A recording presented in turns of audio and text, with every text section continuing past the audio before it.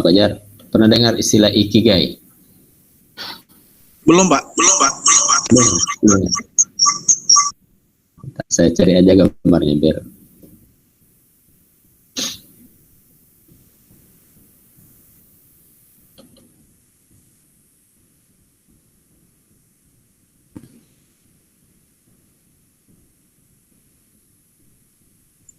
Agak susah jaringan. Nah ya, nanti saya tampilkan gambar malah nggak muncul-muncul.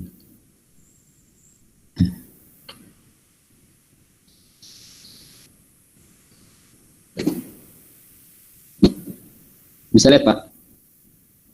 Bisa lihat ya? Bisa, Pak. Bisa, Pak. Bisa baca? Enggak? Kurang besar, Pak.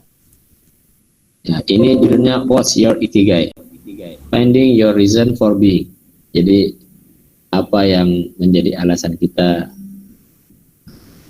pada sesuatu itu?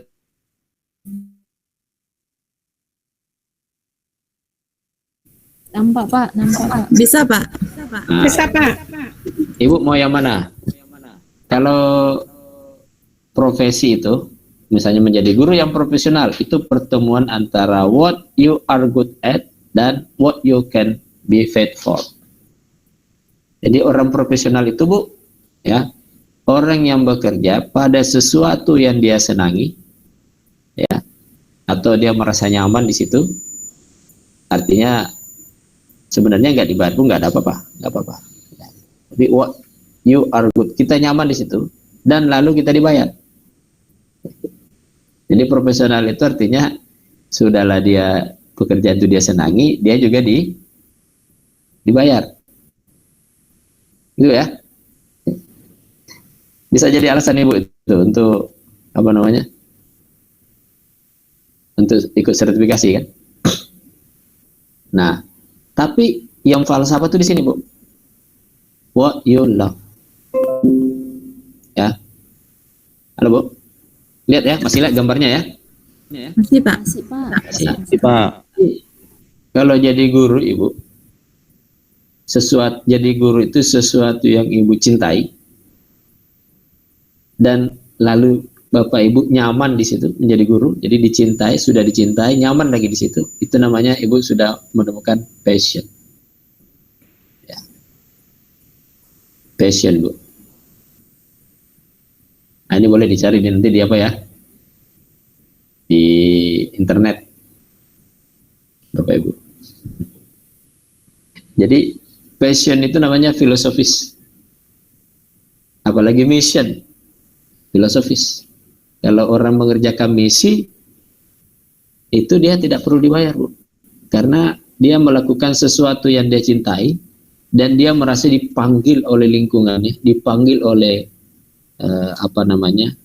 alam ini untuk melakukan sesuatu dalam hal itu. Itu namanya mission. On mission. Ya. Ini kalau misalnya para pejabat itu bekerja karena misi, ya harusnya dia tidak perlu dibayar. Ya kan? Kan orang yang mau bekerja dia pasti visi misinya, ya kan? Nah, misi itu nggak perlu dibayar. Itu menurut falsafahnya ikigai. Itu. Tapi kalau ya saya sertifikasi ini karena saya mau dibayar. Nah, itu berarti apalagi kalau Ibu tidak suka ngajar ya, cuma mau dibayar aja. Nah, itu tambah jauh dari falsafah. Nah, itu falsafah. Jadi roh, ya. Roh ini yang membuat kita ini ya seperti passion atau mission itu nggak ada capeknya. Jadi guru. Gitu, Bu. Jadi kalau tadi itu falsafah. Kalau kadang-kadang karena terlalu abstraknya, falsafah ini tidak bisa diterjemahkan langsung. Nah, dalam pendidikan juga begitu. Nah, ada misalnya falsafah pragmatisme, falsafah idealisme. Secara umum falsafah itu ada dua sebenarnya, idealisme dan materialisme. Jadi nantilah terlalu panjang kita. Ya. Ada falsafah kognitivisme. Dulu falsafah yang awal atau aliran mazhab dalam pembelajaran itu namanya behaviorisme. Sampai sekarang pun kita masih dihantui oleh behaviorisme, bukan dihantui ya. nggak bisa dilepaskan ya, diri kita ini dari behaviorisme. Apa itu behaviorisme? Orang itu kalau perlakuan yang sama akan memberikan hasil yang sama. Behavior itu artinya perilaku, tingkah laku. Jadi artinya paham behaviorisme itu meyakini bahwa, atau falsafah behaviorisme itu meyakini bahwa ya orang itu kalau diberikan stimulus ya atau rangsangan, maka dia akan menunjukkan perilaku. Ya, jadi perilakunya itu tergantung kepada stimulusnya. Karena itu ada fungsi antara stimulus dengan respon. Ya, misalnya begini,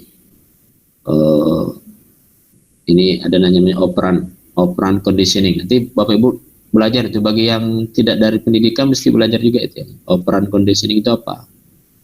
Contohnya itu anjing ya, Bapak Ibu, atau ayam. Anjing itu dia suka tulang, dia tidak suka bel. Bagaimana supaya jadi pikiran itu dia lihat tulang pasti dia makan kan. Nah sekarang setiap kita mau kasih makan dengan tulang, kita bunyikan bel. Lama-lama anjing itu akan memahami, dalam tanda petik anjing memahami ya, bahwa kalau ada bunyi bel itu pasti ada makanan. Nah, sama dengan zaman dulu waktu kita kecil-kecil, kalau manggil ayam itu gimana Ibu manggilnya? Hah? Nah, itu siapa yang ngajarin? Gak ada. Cuma ayam ayam mulai dari nenek moyang ayam sampai cicit cucunya itu memahami kalau dibilang kur itu pasti kasih makan. Sama itu behaviorisme itu memahami begitu, perilaku itu kalau diberikan stimulus maka ada fungsi antara stimulus dengan respon. Dia paham, dia yakini betul itu. Di istilahnya begini, siapapun itu bisa diajarkan apapun. Jadi walaupun dia karakternya seperti monyet, dia bisa diajar berenang. Ya, walaupun dia karakternya seperti tupai, dia bisa diajari tidak hanya melompat, tapi dia bisa juga diajari berlari. Kalau ada yang karakternya seperti kelinci, behaviorisme prinsipnya. Nah, lalu dilawan oleh kognitivisme. Kognitivisme ini melawan bahwa setiap orang itu dia sudah punya bawaannya masing-masing. Ya kan? Tidak bisa diperlakukan sama. Jadi dia betul-betul frontal itu. Behaviorisme itu dilawan oleh kognitivisme. Semua orang itu datang dengan bekalnya masing-masing. Ya. Nah, lalu kognitivisme didukung lagi ya oleh didukung lagi oleh konstruktivisme, oleh Vygotsky. Piaget didukung oleh Vygotsky. Lahirlah aliran yang paling kuat itu namanya kognitivis konstruktivisme. Ya. Jadi konstruktivisme itu meyakini bahwa orang belajar itu ya di samping memiliki kemampuan awal seperti yang diyakini oleh kognitivisme ya, bahwa misalnya begini ya, kognitivisme itu belajarnya begini. Kalau saya sebut burung, nah, saya sebut burung ini katakanlah satu not atau simpul informasi atau pengetahuan dalam kepala kita, burung. Lalu saya tanya kepada Bapak Ibu, kalau saya sebut burung, kata apa yang paling dekat dengan burung?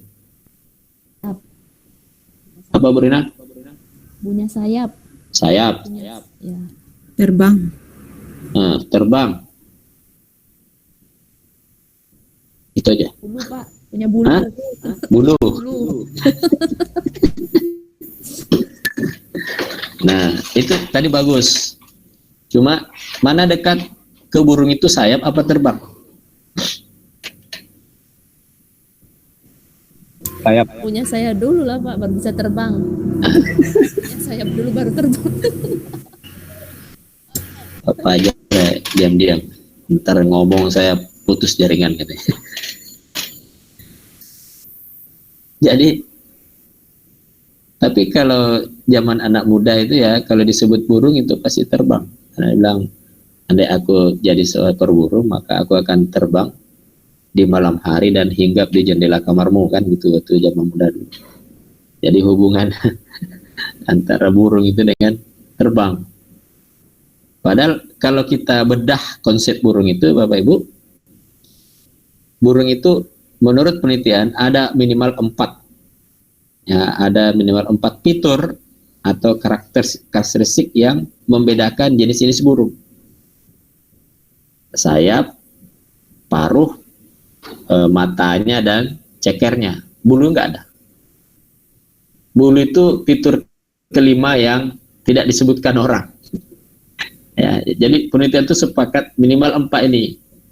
Jadi kalau Bapak Ibu lihat antara burung elang dengan burung hantu, coba perhatikan di 4 ini.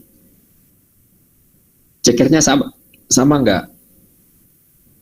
Elang itu Bapak Ibu kokoh, lebih kokoh cekernya daripada hantu, burung hantu. Walaupun sama-sama kuat ya, tapi lebih kokoh.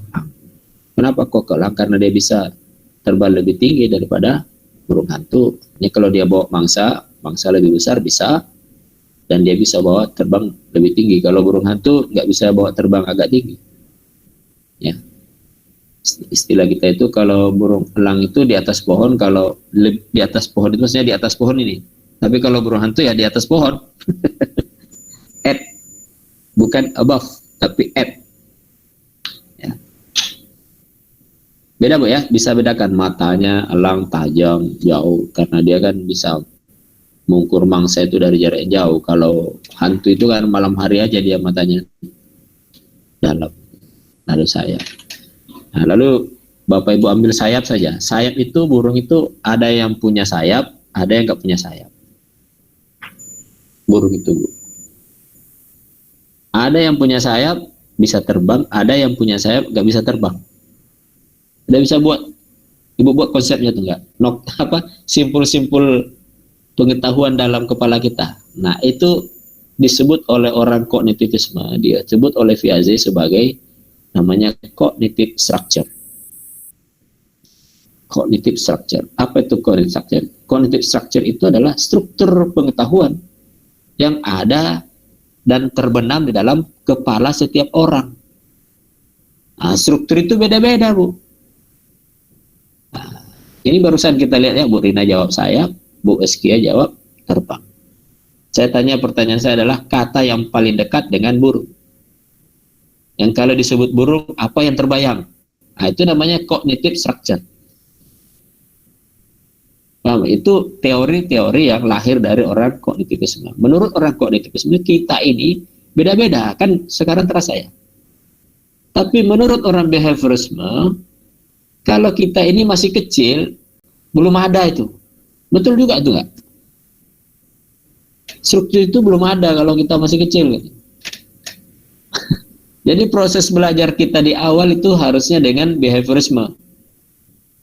Setelah itu kognitivisme. Tetapi kesalahan pembelajaran di behaviorisme itu juga berdampak pada kognitivisme. Jadi kalau anak kecil istilahnya itu ya cenderung kita yang menjadi dominan. Ya kan? Coba kalau anak SD saja, anak SD ke bawah, kelas 4 ke bawah, disuruh belajar sendiri. Coba Anda belajar sendiri. Ya nggak bisa, karena teorinya belum bisa dia. Belum masuk pada ranah kognitivisme itu. Apalagi konstruktivisme. Konstruktivisme itu ya kayak kita ini, Bu. Ya, kalau Bapak Ibu saya omongin kayak gini, itu ada tiga hal yang terjadi menurut Piaget. Apa, Bu? Pertama, Ibu terima. Betul nggak? Yang kedua, Ibu terima dengan alasan. Yang ketiga, Ibu tolak. Bagaimana tipe yang menerima? Kalau Bapak Ibu terima apa yang saya omongin ini, berarti itu belum ada dalam pikiran Ibu. Ibu terima ya, karena belum ada deh. Namanya proses asosiasi. Ya. Yang kedua, Ibu terima dengan catatan, ibarat Bapak Ibu memasukkan batu ke dalam toples yang batunya udah banyak. Ibu masukin aja yang kecil-kecil, lalu Ibu goyang-goyang toplesnya biar masuk. Itu namanya menerima dengan catatan. Pikiran kita juga gitu. Ada yang manggut-manggut tapi nolak. Kelihatannya aja diomongin, betul. Tapi mulutnya gini, Bu. Bibirnya di bawah naik, ya. Ada yang gini, betul. 3 kali ngangguknya, nggak boleh lebih, kata Pak Ari Ginanjar. Tapi ada yang ngangguk, bibirnya naik. Itu artinya apa, Ibu? Ibu itu sepakat tapi Ibu menolak. Masa iya sih? Pasti kalau orang Padang itu cemeeh. Orang Padang bilang cemeeh. Itu ya. Nah, ada juga yang memang kita rejected. Kita tolak itu. Ini konsep yang salah. Nah, semakin tua kita, semakin menolak nih. Jadi kalau udah tua nggak usah diajari, nolak. Bagaimana Pak supaya kita sudah tua tetapi tetap mau belajar? Nah itu kan, itu materinya namanya mind setting. Nantilah belajar dengan saya kan dosen filsafat ya. Nah, jadi yang paling atas namanya falsafah. Behaviorisme, kognitivisme, konstruktivisme, humanisme. Humanisme ini ada juga menggantinya dengan konektivisme. Ya. Nah, itu falsafahnya. Jadi apa istilahnya falsafahnya? Mazhab atau sekte pemikiran. Ya. Jadi kalau ditanya, lalu di bawah sekte ada teori. Di bawah falsafah ada teori. Nah, teori-teori ini adalah limitasi atau batasan-batasan diberikan kepada istilah belajar tergantung kepada mazhabnya. Gitu. Dulu zaman kita belajar ya, misalnya belajar itu apa? Belajar itu adalah suatu proses dari tidak tahu menjadi tahu. Nah, itu pasti definisi orang behaviorisme. Karena orang behaviorisme begitu. Jadi tidak proses ya kayak gini, kalau Bapak Ibu mengatakan belajar itu adalah mentransfer pengetahuan, wah, ya kan? Belajar adalah suatu proses alih atau transfer pengetahuan. Nah, itu definisi orang behaviorisme. Apa yang ada di kepala kita dipindahin ke kepala anak didik. Kalau belum pindah pikiran kita ke anak didik, itu namanya belum belajar. Itu menurut behaviorisme. Betul tuh enggak? Itu yang kita bilang tadi, nggak ada betul salah, tapi tepat nggak tepat aja. Karena itu sekte, itu aliran. Ya. Sehingga zaman dulu itu ya, karena behaviorisme adalah mazhab yang paling tua, siswa itu tergantung gurunya. Kalau gurunya hebat, siswanya hebat. Kalau gurunya ya nanit-nanit, lelet-lelet, siswanya juga lelet-lelet. Itu zaman dulu kan begitu. Sehingga orang mencari guru itu ya, memang sekolah itu bagus kalau gurunya bagus. Sampai sekarang masih sebegitu nggak? Hah? Sebagian besar masih begitu, karena itu falsafah, nggak mungkin hilang itu, Bapak Ibu. Ya. Tapi apa ya, misalnya semuanya seperti itu ya, mungkin Bapak Ibu akan mengatakan nggak semuanya. Sekarang itu universitas hebat pun, ya nggak perlu gedung, tidak perlu guru. Dia hanya punya materi. Ya, panjang kali ceritanya ini. Jadi falsafah, teori, nah, setelah teori baru pendekatan, Bu, approach. Jadi pendekatan itu apa? Kalau Bapak Ibu diajari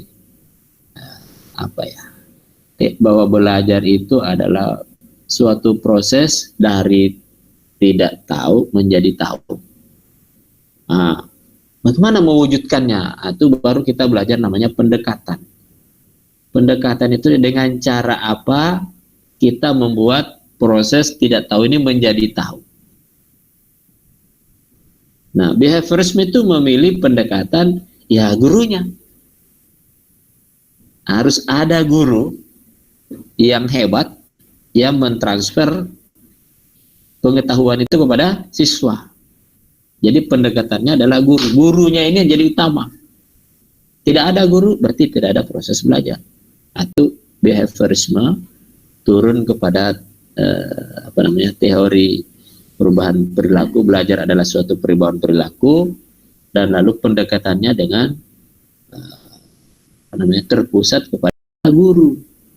Kalau orang kognitivisme enggak, ya mereka adalah teori-teori belajar yang mengatakan bahwa semua orang itu sudah punya struktur kognitif sendiri, ya kan, yang berbeda-beda satu dengan yang lain. Lalu pendekatannya bagaimana?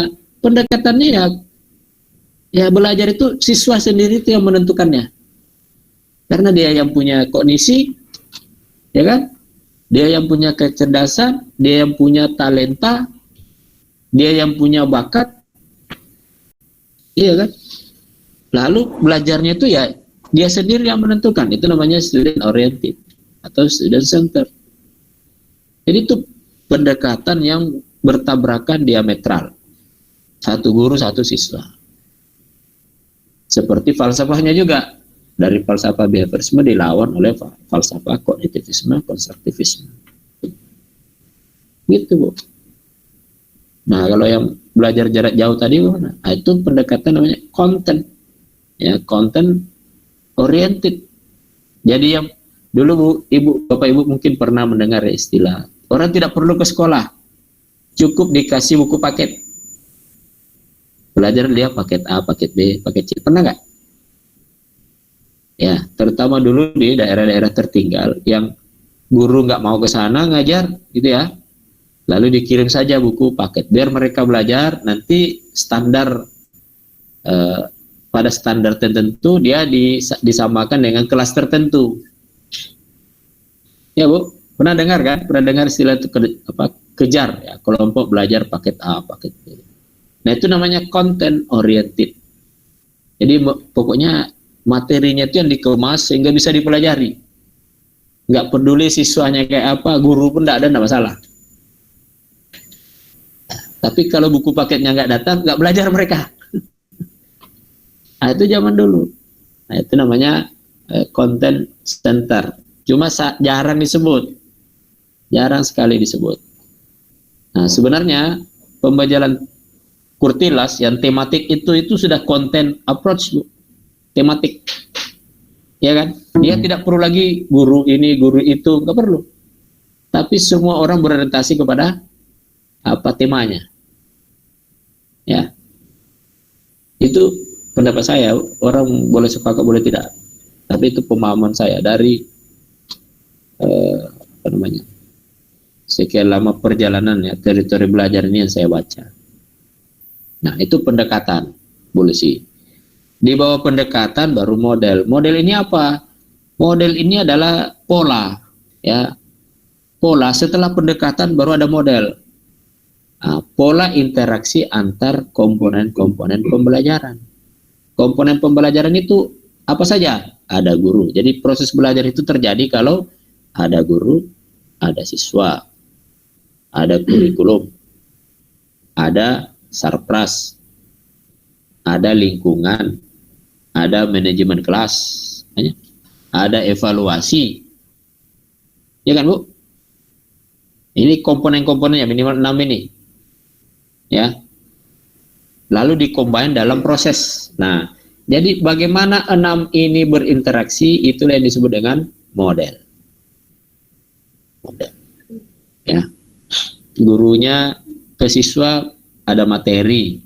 Materinya bagaimana? Jadi kalau apa istilah itu ya, model itu adalah bentuk konkret pertama dari suatu falsafah, dari suatu teori. Bentuk konkret itu dengan model. Ya, jadi kalau modelnya misalnya direct learning. Direct learning ini artinya pembelajaran langsung. Model umum dari teori belajar behaviorisme. Itu yang paling tua dan paling lama, namanya direct learning, pembelajaran langsung. Artinya gurunya langsung ngajar kepada siswa. Ya, bagaimana guru langsung ngajar kepada siswa? Kan dia behaviorisme, pendekatannya teacher center. Model belajarnya direct learning atau pembelajaran langsung. Ya. Jadi gurunya langsung ngasih materi ke siswa. Itu model direct learning. Metodenya bagaimana? Nah, coba Ibu kan sudah buat RPP ya? Sudah buat kan? Nah, RPP itu dari A sampai Z, dari awal sampai akhir itu harus mengikut kepada suatu model. Dari tujuan pembelajaran sampai evaluasi. Ya kan? Saya lupa tadi itu menyebutkannya. Tujuan pembelajaran, guru, siswa, media atau medianya ya. Lalu evaluasinya. Minimal tambah dengan manajemen kelas, ya, kurikulum, lingkungan belajar. Ini faktor dari pembelajaran. Ya. Nah, jadi model itu polanya dulu. Ya. Jadi kalau dibilang direct learning itu artinya model pembelajaran langsung di mana guru langsung ngajar kepada siswa dengan materi. Ya. Lalu apa itu metode? Nah, metode itu Bapak Ibu, kalau Bapak Ibu lihat kegiatan belajar, guru kepada siswanya itu langsung, model apapun, ya, itu yang disebut dengan metode. Metode itu langkah-langkah urut, atau prosedur pelaksanaan pembelajaran, namanya metode. Contoh, kalau direct learning, metodenya itu adalah ceramah. Jadi ceramah itu anak, gurunya ceramah, gitu maksudnya. Gurunya ceramah. Karena dia teacher center. Gurunya ceramah. Ya, mau lama, mau pendek, pokoknya gurunya ceramah. Lalu siswa mendengarkan. Atau tanya jawab. Tanya jawab itu artinya guru nanya, siswa jawab.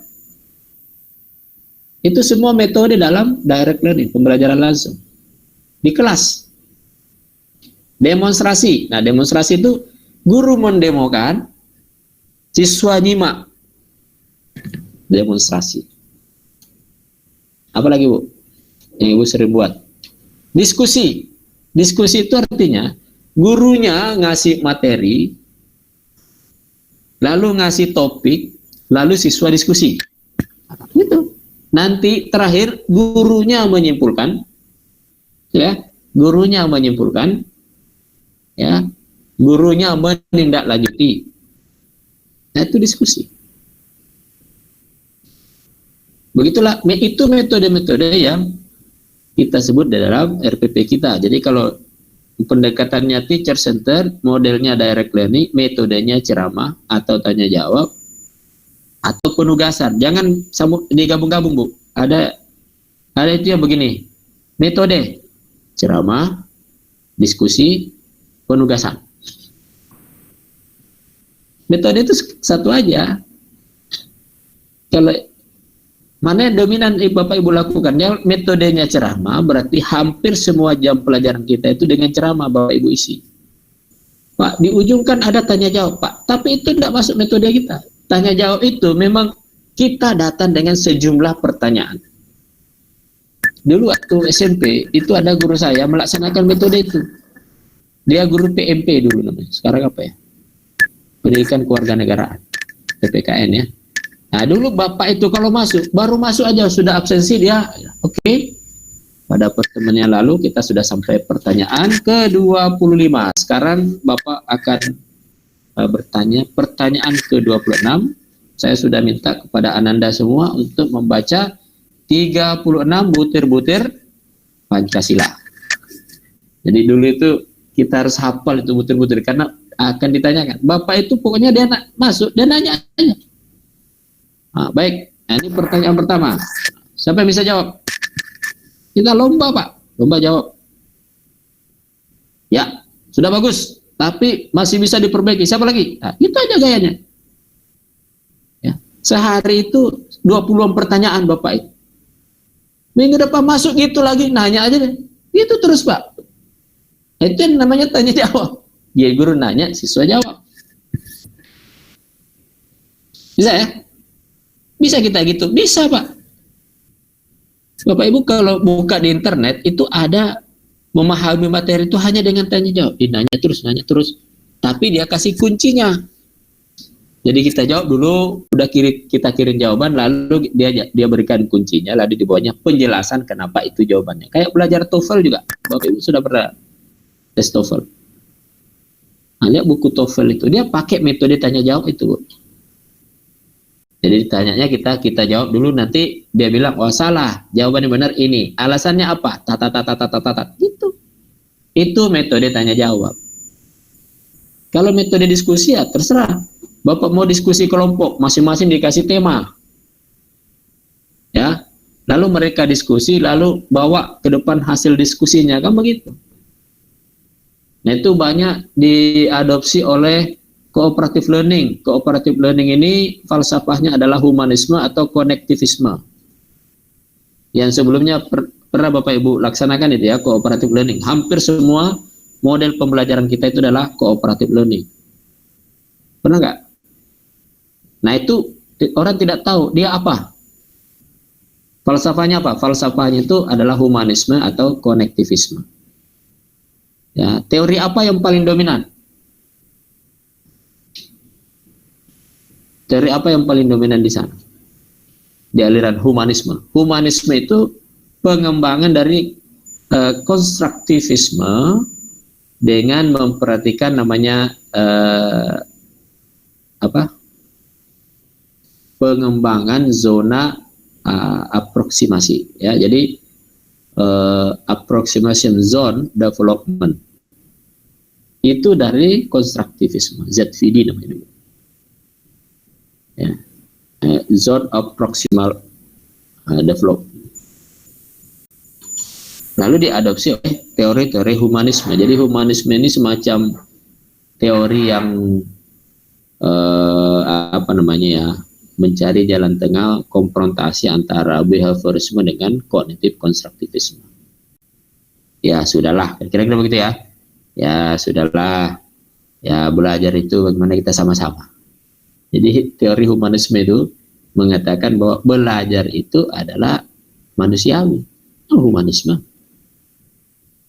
nggak bisa dipaksakan, nggak bisa juga secara mandiri diminta.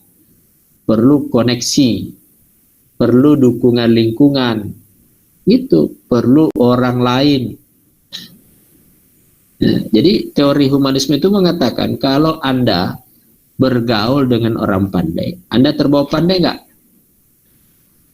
Ya gitu, dia teorinya gitu. Ya, lebih tepat kalau saya itu ya mengatakan bahwa pendekatan yang diambil dari teori humanisme adalah bagaimana membentuk lingkungan. Jadi environmental approach. Ya.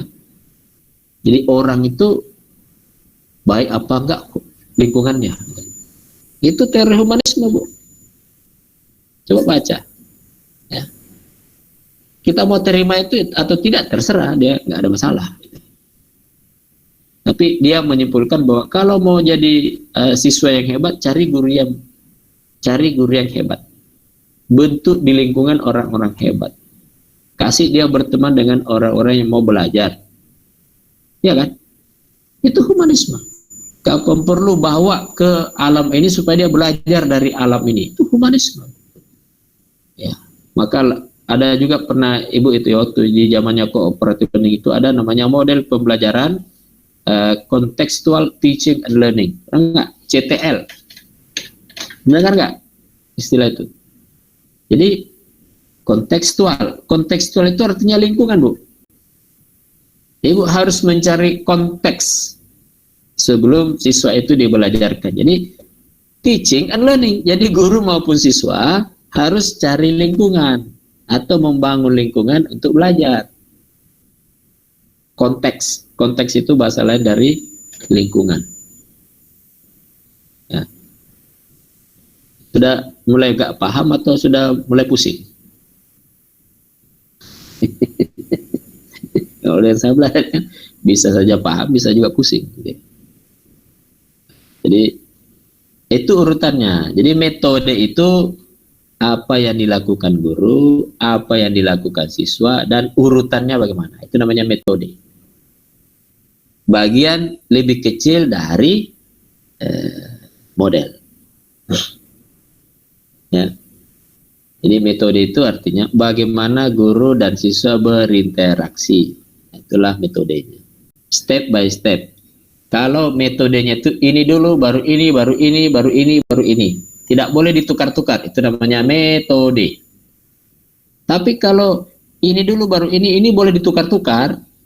Ya, dia changeable, lalu berorientasi kepada pencapaian tujuan, itu disebut dengan strategi.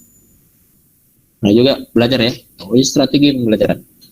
Jadi mahasiswa itu kalau nanya ke saya, Pak ini cocok namanya metode apa strategi atau model? Saya definisikan begitu, Bapak Ibu. Kalau tidak pasti langkahnya, hanya pola yang dibuat, itu namanya model. Setelah pola ini dibuat langkahnya menjadi tersusun, ini dulu, baru ini, dan itu fix, itu namanya metode. Tapi kalau dia changeable, bisa diganti. Ya, saya ini dulu lah, baru ini, itu namanya strategi. Gitu ya.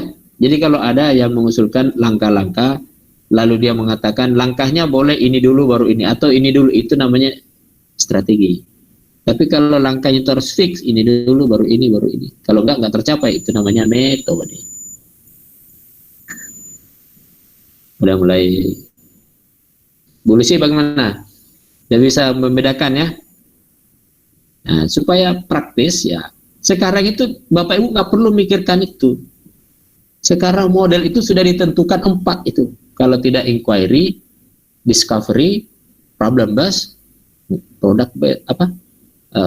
project based atau product based. Langkah-langkahnya bagaimana? Sudah dipastikannya juga kan? Ya. Kemarin saya sampaikan bedanya itu beda-beda tipis saja.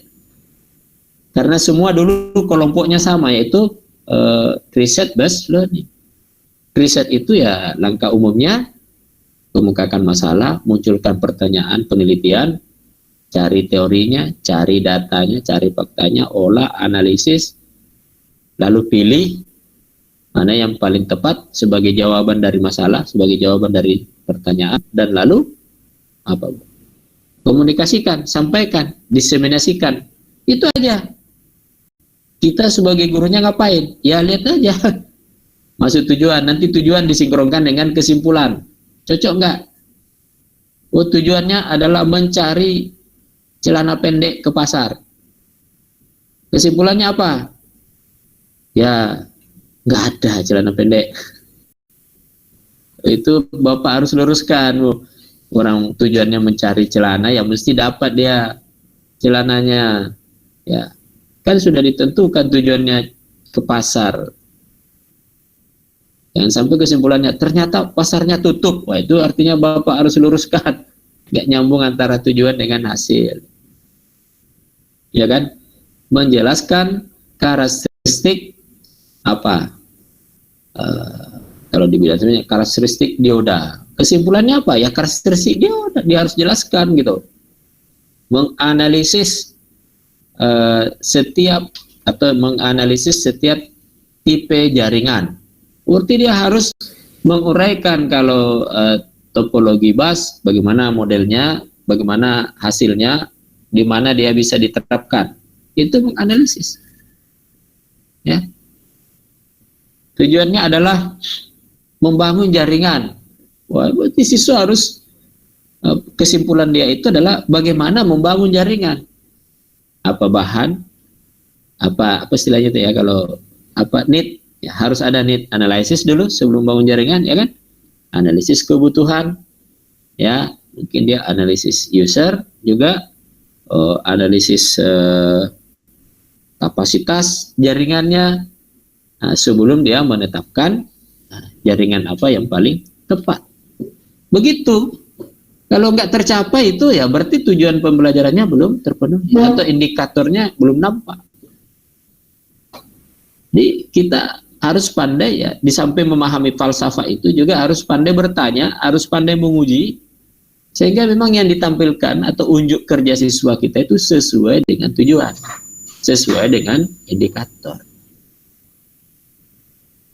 Ya, ini misal di bidang saya misalnya, tujuannya adalah siswa menguasai karakteristik dioda, ya, atau menguasai atau mampu membangun rangkaian dengan dioda. Berarti dia harus menguasai apa, Bu? Menguasai karakteristik dioda, macam-macam dioda, macam-macam rangkaian dioda. Iya kan? Gitu, Bu. Dan lalu dia bisa membuat rangkaian dengan dioda. Nah, kira-kira itu. Bu Lucy, udah mulai terang atau semakin gelap? Udah mungkin rasanya, Pak. Ya. Nah, mungkin pusingnya metodenya apa, Pak? Nah, ini memang kalau yang 4 ini dia tidak fix menjelaskan metodenya apa. Tapi di dalam modelnya sudah jelas langkah-langkahnya, itu Bu ya. Kalau di behaviorisme, direct learning itu tidak jelas apa langkah-langkahnya direct learning, tidak jelas. Dia hanya jelaskan di metodenya. Kalau dia direct learning, metodenya ceramah ya. Ceramah artinya ceramahlah yang mendominasi pembelajaran itu. Tanya jawab, berarti tanya jawablah yang mendominasi pembelajaran itu. Tapi kalau model yang afiliasi research based learning itu, semua model menjelaskan langkah-langkahnya. Betul enggak? Misalnya problem based learning, apa dulu? Langkah pertamanya, lempar masalah. Siswa melakukan analisis dan interpretasi masalah. Siswa cari jawaban dari masalah. Siswa memilih jawaban masalah atau solusi yang paling tepat. Lalu siswa mengomunikasikan di kelompoknya sebelum menyampaikan kepada teman-teman. Kan begitu saja solusinya. Sampaikan argumen kenapa itu yang dipilih. Jadi di model yang yang 4 ini semua clear langkah-langkahnya. Karena itu sebenarnya tidak perlu dia disebut metodenya. Karena langkah-langkahnya sudah jelas. Gitu, Bu. Nah, lalu apa yang karena di RPP itu ada, Pak? Ya nggak usah. Makanya RPP yang bagus dia buat garis miring saja. Jadi pendekatan garis miring, model garis miring, metode. Jawabannya satu saja. Bahkan dibuat di situ scientific learning itu sudah selesai. Karena scientific learning itu scientific approach itu, walaupun dia bilang pendekatan saintifik, tetapi dia juga mengemukakan langkah-langkah. Kalau salah 5M itu kalau saintifik ya. Ya enggak ada. Dulu itu saya mengatakan kalau scientific approach itu adalah strategi. Kenapa? Karena langkah yang 5 ini dia tidak fixkan mana yang pertama sebenarnya itu. Boleh itu dipilih mana saja yang paling pas pada momentum itu scientific approach. Itu ya. Nah, blended itu saya bilang tadi packagingnya saja. Dia bukan model, dia bukan metode, dia bukan pendekatan. Ya, dia itu cara. Apa bedanya cara dengan metode? Oh, metode itu terstruktur, Bu. Ya. Kalau cara ya cara saja. Walaupun itu prosedural juga ya. Kan tidak mungkin Ibu blended learning itu lalu tidak memilih model kan. Kan di blended itu ada juga modelnya. Ya. Ada caranya yang bisa kita pilih. Kalau model misalnya flip classroom itu bagaimana? Ya, itu sama dengan dulu ya. Kalau zaman dulu misalnya substitusi, berarti ada tatap muka yang digantikan dengan daring. Tapi di daring itu kita melaksanakan modelnya sama. Gitu. Jadi tepatnya itu misalnya begini, problem based learning by blended. Jadi blended, ya. Atau tidak disebutkan blendednya, langsung disebutkan metode yang ibu pilih di dalam blended. Misalnya problem based learning by flip classroom. Nah, gitu. Saya bayinya, atau bisa juga with, ya. Problem based learning with blend flip classroom. Iya Bu ya? Iya Bu Lucy? Ya Pak. Ini mungkin dengan dosen lain bisa berbeda ya. Kenapa? Karena mereka kan tidak dalam belajarnya. Kalau saya lumayan dalam gitu.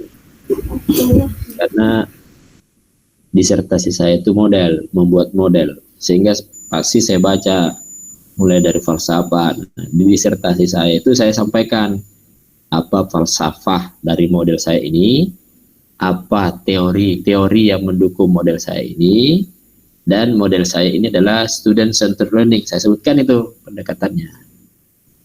Gitu.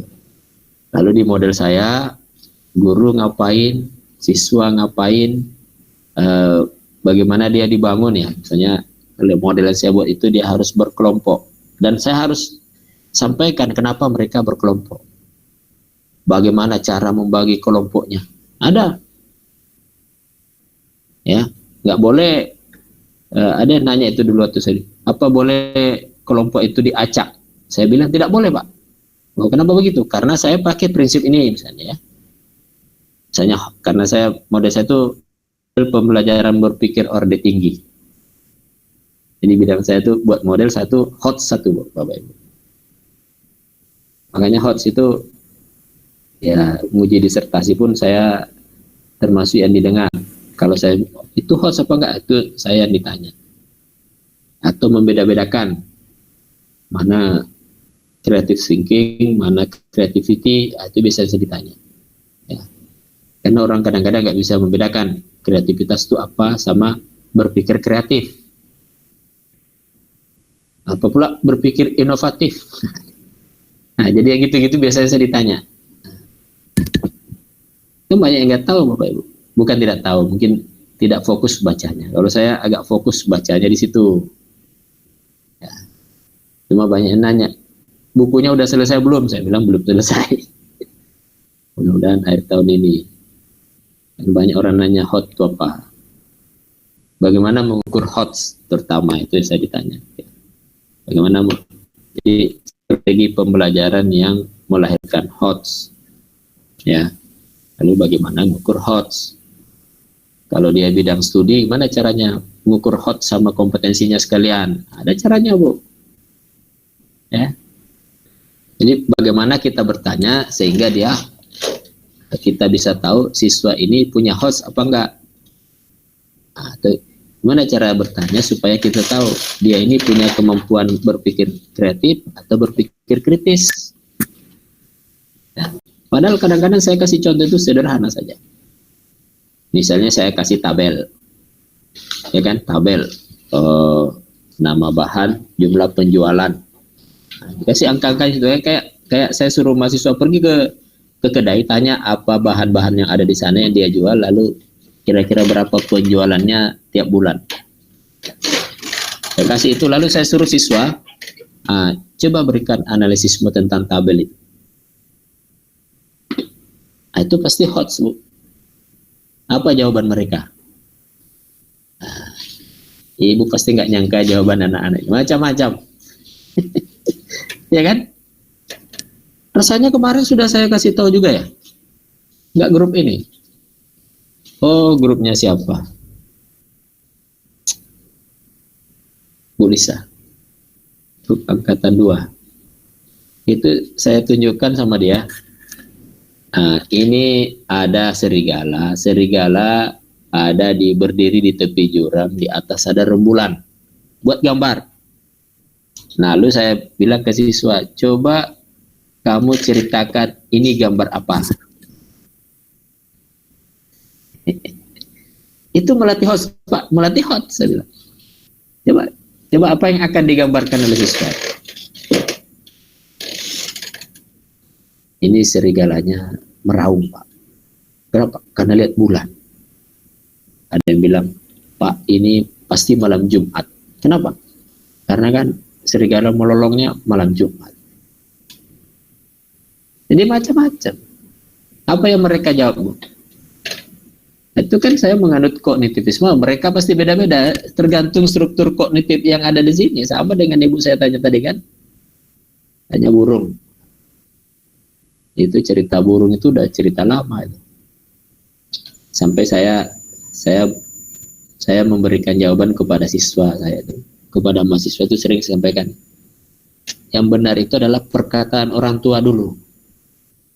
Apa perkataan orang tua dulu, Bu Rina? Kalau di kampung, kenapa anak-anak, coba Bu Rina, kenapa anak-anak yang tidak pakai celana itu ibunya bilang apa? Wih, burungmu kelihatan bisa terbang. Kenapa punya laki-laki itu disebut burung? Kurang tahu, Pak. Hah? Itu kalau nggak selesai fitur tentang burung ya nggak bisa kejawab. Jadi itu yang saya bilang tadi, burung itu nggak bisa direpresentasikan dengan sayap, apalagi terbang. Karena ada burung punya sayap, ada yang nggak punya sayap. Contohnya kiwi. Kiwi itu, Bu, sayapnya itu virtual. Jadi kayak sayap aja. Pernah lihat burung kiwi? Pernah lihat? Ibu ketik aja di YouTube atau apa? Burung kiwi atau keluar. Jadi dia kayak punya sayap tapi nggak ada sayapnya tuh. Kalau di kampung saya ada namanya roya-roya. Burung itu namanya roya-roya. Itu burung adanya cuma kalau musim padi. Jadi kalau kita tahu di sana ada burung, wah enak sekali, Bu. Kenapa? Karena dia kan makan padi itu. Makanannya padi. Pas kita panen itu dia keluar. Nah, keluar tuh memburunya itu paling enak kan. Makannya nggak seberapa, cuma burunya itu kan seru. Kenapa enak diburu, Bu? Karena nggak bisa terbang. Cuma bisa lari. Jadi dia diburu gitu. Nggak bisa, dia masuk sela-sela jerami itu masuk dia. Nggak bisa terbang, tapi dia jenis burung. Berarti sayap itu nggak ada sayap pun bisa disebut burung. Nah, ceker, Bu, ceker. Ada apa namanya? Ada apa bedanya elang dengan burung hantu tadi? Nggak berapa beda. Nah, kalau ditanya orang kenapa kalau paruhnya gimana? Paruh itu gunanya untuk matok. Bukan hanya untuk mengambil makanan. Bahkan ada burung yang patoknya itu lebih tajam dari gergaji. Ada kan? Nah itulah yang dimaksud oleh orang tua kita. Kalau anak laki-laki itu mesti dia pakai celana dalam supaya burungnya dijaga. Kenapa? Karena burung itu bisa mematok. Jadi burung itu maksudnya patoknya itu, Bu. Bukan sayapnya itu. Masa sayapnya Pak Fajar pakai celana supaya burungnya sayapnya enggak itu maksudnya. Enggak ngerti ya? Itu yang kena tungau ya juga, Pak. Hah? Kena tungau. Nah, itu yang menjawab kenapa orang tua kita itu menyebut punya laki-laki itu sebagai burung. Itu falsafah namanya, Bu. Di Minang ini hidupnya penuh dengan falsafah. Orang Minang. Ya. Misalnya di mana bumi dipijak, di situ langit dijunjung. Itu apa artinya, Bu? Ibu cari artinya aja susah kan? Karena dia falsafah. Sama itu saya bukan orang Minang. Di sini ada namanya falsafah begini. Terkurung maunya di luar, ya, terhimpit maunya di atas. Kalau orang Padang itu bahasa Minang itu tak kurung nak di luar, tak himpit nak di atas. Jadi kalau orang Minang ini biarlah dia terkurung tapi dia di luar. Atau dia terhimpit tapi di atas. Gimana Ibu mau memahaminya itu? Jadi buruk apa? Jadi buruk. Enggak, itu falsafah. Tidak bisa Ibu terjemahkan dari kata-katanya, itu masuk falsafah. Karena apa ya, itu dia roh, sesuatu yang abstrak. Ya. Saya ini walaupun bukan orang Minang, tapi saya relatif sukses melaksanakan falsafah di mana bumi dipijak, di situ langit dijunjung. Saya diterima, ya kan? Iya. Diterima oleh orang Minang, dapat istri orang Minang, ya. Di kampus saya juga diterima sebagai, ya dipercaya sebagai pejabat, itu kan artinya orang Minang menerima saya. Ya. Kalau orang ketemu dengan saya mungkin ada juga yang sakit hati, tapi mungkin lebih banyak yang tidak sakit hati. Jadi kalau dipilih-pilih itu saya selalu juara dipilih. Pilih jadi anggota NAKS terpilih suara paling banyak, jadi senat fakultas juga terpilih suara paling banyak. Ya. Jadi mungkin mereka, ini orang bukan orang Minang, tapi dia melaksanakan falsafahnya orang Minang. Coba lihat orang Minang, Bu. Di mana dia merantau, nggak pernah dia itu ada masalah dengan orang. Kan di falsafahnya itu jadi turun temurun itu falsafah itu kepada anak-anak. Ya, kemanapun dia, bahkan orang Jawa bilang kalau di bulan itu dibolehkan tinggal, ya pasti orang Minang pertama di sana, dan itu pasti jualan nasi. Itu kalau ditanya kenapa banyak orang Minang itu jadi saudagar atau setidaknya jualan nasi lah kalau di tempat orang. Kan dia falsafahnya gitu. Nggak mungkin orang marah sama orang yang ngasih orang makan. Gitu, Bu. Tapi kalau berdagang saja banyak. Kan kalau di Malaysia itu saya, di Malaysia itu beberapa malam itu ada pasar malam ya. Dekat rumah saya itu kalau pasar malam itu pasti Selasa malam. Dekat di di halaman rumah saya. Itu yang jualan orang Padang, orang Minang, orang Aceh, orang Madura. Itu persaingan tiga ini lawan orang Melayu, Bapak Ibu. Orang Madura itu di mana-mana kuat, tapi orang Madura nih, mohon maaf ya kalau ada yang orang Madura. Orang Madura itu kalau ada di suatu tempat, dia sudah banyak, dia menguasai. Dianggapnya nggak ada orang lain di situ. Dia aja. Nah, itu dalam tanda petik jeleknya orang Madura. Ya, sebenarnya kalau dia dikit ya nggak ada masalah. Tapi kalau dia sudah banyak, dia menjajah. Nah, itu tipikalnya orang Madura. Nah, kalau orang Minang yang sering kelihatan itu menipunya. Nipu itu gini maksudnya. Kalau dia jualan ya, saya pernah ditanya sama orang Aceh, Pak Nur, itu betul nggak orang Padang itu pangicuah? Ya, sering. Saya bilang enggak. Cuma supaya tidak tertipu ya mesti cerdas. Nah begini, Anda pergi ke pasar ya, hanya 5 itu berapa 1 kilo? 8.000. Di sebelahnya ditanya, ini jeruk ibu berapa 1 kilo? Wah 10.000. Lalu kita bilang, ini 10.000, di sana 8.000. Lalu dia jawab, kalau di sini jualannya ini sekilo penuh, Bu. Sekilo penuh. Pikiran ibu apa? Kalau dia bilang sekilo penuh, oh berarti sebelah itu nggak sekilo penuh dong. Dikuranginya kilonya. Dia nggak ngomong gitu kan, cuma terinterpretasi pikiran kita. Di sebelah itu sekilo penuh. Nah itu orang Padang. Jadi dia tidak mengicu, cuma kita terkecoh oleh pikiran kita sendiri. Bahasa dia begitu. Jadi orang Padang itu pandai bersilat lidah. Padang bengkok, Pak. Ya itu di Jakarta begitu. Tapi apa semuanya begitu? Enggak juga. Cuma citra terbangun begitu. Kalau di Malaysia dulu saya, Bu, saya lama sekali cari tempat kos di Malaysia. Enggak ada orang Indonesia menerima saya. Kenapa enggak terima? Ternyata karena yang mencari rumah itu selalu ngomong saya itu orang Padang. Padang. Lalu ada lah yang nerima saya orang Jawa dia tapi istrinya orang Sunda ya. Kenapa Mas nerima saya? Karena Pak Rianto, ada teman saya, dia dosen UI di Jogja. Karena Pak Rianto bilang Bapak orang Makassar. Loh, kalau orang Padang maunya Mas nggak terima. Bukan nggak mau terima Pak Anwar.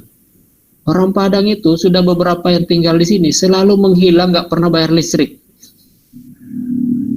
Jadi karena numpang di lalu dia bawa barangnya diansur-ansurnya ya. Tiba-tiba dia menghilang saja Pak. Padahal udah 2 bulan nggak bayar listrik. Oh gitu. Nah, itu Padang yang jelek lah. Ada juga Padang yang bagus. itulah sampai di mana. Itu polisi ya, nggak usah lah kemana-mana nanti belajar falsafah pula. Saya udah jam 10 ini biasanya ngajar falsafah pendidikan kejuruan. Ya, cukuplah dulu ya. Ntar lagi ya Pak. Nanti kita sambung lagi lah. Kalau ada waktu. Tapi Ibu bertanya kepada orang yang tepat kalau nanya itu membedakan model, metode ya. Apalagi nanya HOTS. Kalau HOTS itu yang mesti sekarang ya. Jangan sampai soal Bapak Ibu itu cuma jelaskan ya, sebutkan, itu nggak masuk lagi. Bahkan kalaupun soalnya itu misalnya selesaikan dengan menggunakan hukum A, hukum B, selesaikan dengan menggunakan rumus A, rumus B, itu masih C3 kan. Ya, kita mau soal kita itu misalnya bagaimana kalau sistem ini diterapkan di sana. Nah, itu walaupun menerapkan, tapi dia itu pada dasarnya sudah mengevaluasi, membandingkan, membuktikan. Ya. Kalau model kita project ya udah pasti itu siswa kita mampu meng-create ya. Kalau kita ngajarkan Corel Draw itu lebih banyak pada kreativitas, udah pasti HOTS itu Bapak Ibu ya. Kasih contoh satu lalu suruh dia buat ya. Kalau dia buat apa saja berarti kita melatih creative thinking-nya. Kalau kita suruh dia buat apa saja tapi penuhi kriteria A, B, C, D, itu berarti kita melatih critical thinking-nya. Jadi saya mengatakan bahwa project dan problem based learning itu adalah dua metode yang paling bagus untuk HOTS. Kalau kita benar mendefinisikan problem, maka pasti yang terlatih itu pasti HOTS-nya. Karena nggak ada orang menyelesaikan masalah itu dengan menuliskan belajar adalah enggak. Minimal dia menentukan anak ini belajar atau tidak. Dari situasi yang dia analisis, lalu dia menemukan, oh ternyata anak ini nggak belajar. Berarti dia sudah memahami definisi belajar itu. Ya kan? Nah, itu enaknya kalau problem sama project. Oke Bapak Ibu ya. Lain kali kita lanjut lagi. Saya senang kalau sebenarnya diskusi. Nah, Bapak Ibu nanya-nanya yang seperti itu saya senang. Karena kadang-kadang tidak sempat terjelaskan ya kan kalau Bapak Ibu nggak nanya. Baik, lain kali kita diskusi lagi tentang HOTS mungkin ya, tentang pendalaman model-model yang ada. Karena itu yang penting ya. Kalau selalu Bapak Ibu menguasai materi, sebenarnya dia sejalan. Kalau kita menguasai materi, kita akan berpikir bagaimana saya menyampaikan. Saya sekarang Bapak Ibu, saya suruh anak-anak saya itu buat job sheet. Jadi enggak, kalau zaman dulu job sheet masuk lab dia sudah punya job sheet. Praktek A, praktek B, praktek C. Sekarang job sheet-nya pun saya suruh. Tujuan pembelajarannya ini. Kalian harus menguasai karakteristik A, B, C. Coba buat job sheet-nya, buat rangkaiannya sendiri. Nanti tugas saya cuma meriksa udah benar apa enggak rangkaiannya. Nanti dia praktek, dia temukan hal-hal yang unik-unik, kita diskusikan. Udah pasti HOTS. Oke ya, oke Pak Fajar, Pak Afif ya. Ya Pak. Bu Rina, Bu Waskia, terima kasih atas kehadirannya dan mohon maaf ya karena kadang-kadang jadwal ini tidak terencana dengan baik, sampai-sampai guru pamong saya tidak pernah ikut dengan nafas. Ya. Dia bilang, Pak, saya tidak sempat masuk kan? Ya nggak apa-apa. Itu dan Bapak lah. Cukup ya, mohon maaf. Ya, Assalamualaikum warahmatullahi wabarakatuh dan selamat beraktivitas. Terima kasih Pak. Iya Pak. Ya. Iya Pak.